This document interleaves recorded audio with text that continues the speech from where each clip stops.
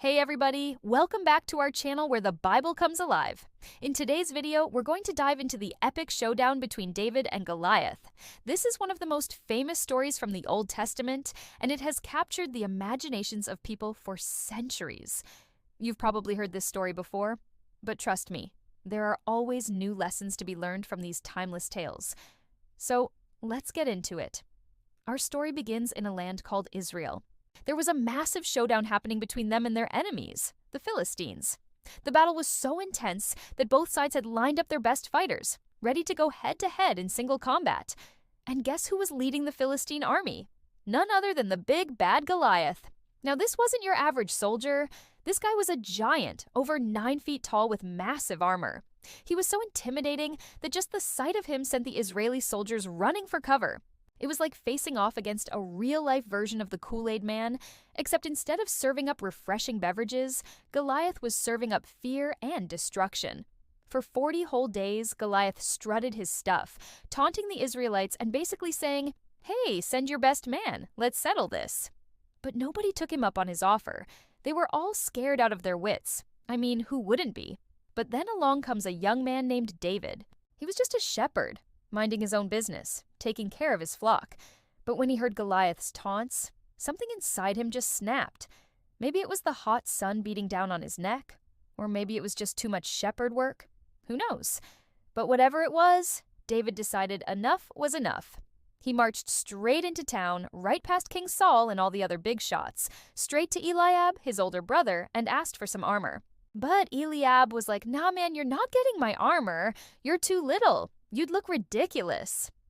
And to make things worse, he kicked David out of the barracks and told him to go home. So what does David do? He goes home, grabs a sling and a few stones, and heads back to town. Now, if you're wondering what a sling is, it's basically a device used by shepherds and hunters to launch small projectiles with a lot of force. David, being a shepherd, knew this thing like the back of his hand.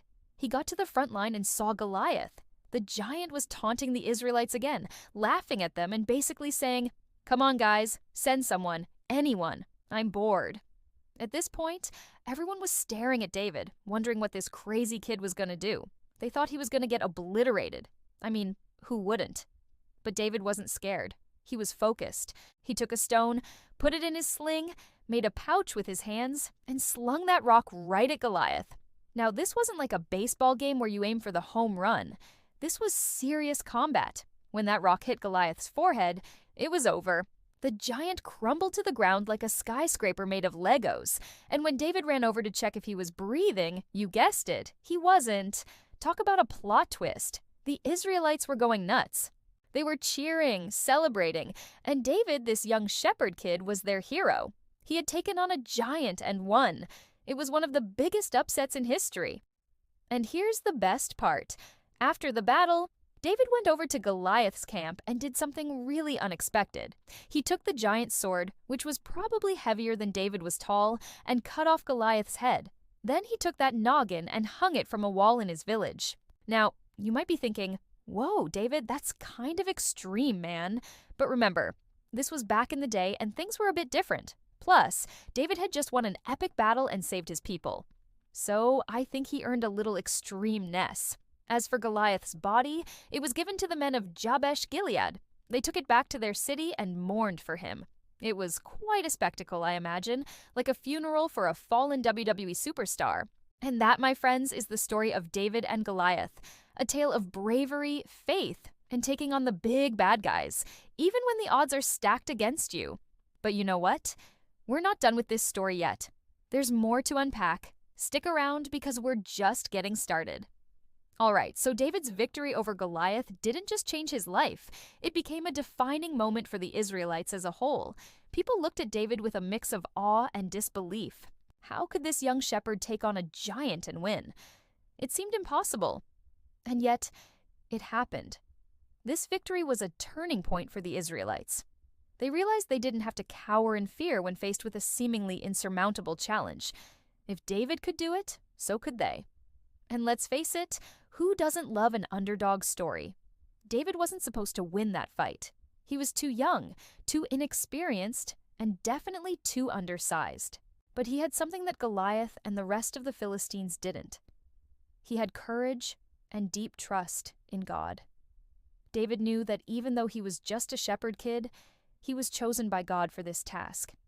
He wasn't just fighting for himself or his own glory.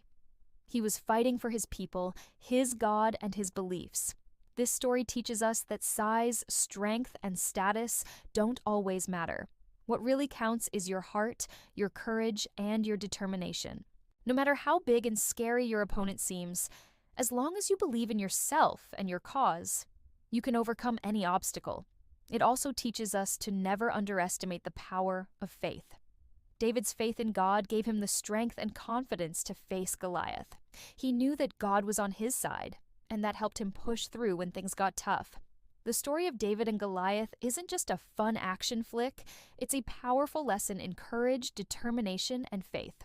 It's a reminder that no matter how big the challenge, as long as you believe in yourself and your cause, you can overcome anything.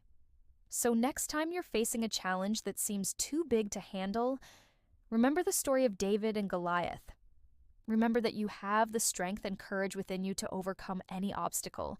And hey, if you're still with us, we've got a bonus waiting for you. Did you know that the story of David and Goliath has inspired countless works of art, music, and literature over the centuries? It's been depicted in paintings, sculptures, movies, songs, you name it. The story has captured the human imagination because it's a story about triumphing over adversity, about facing your fears and coming out on top. It's a universal story that resonates with people from all walks of life. So the next time you hear the story of David and Goliath, think about all the ways it's inspired people throughout history. Think about how it's given hope to the underdog and strength to those facing seemingly impossible odds. And who knows? Maybe you'll find inspiration in the story to face your own Goliath. And hey, if you liked this video and want to see more from us, don't forget to subscribe. We've got a ton of biblical adventures waiting for you. So thanks for joining us on this epic journey through the Bible. We'll catch you in the next one.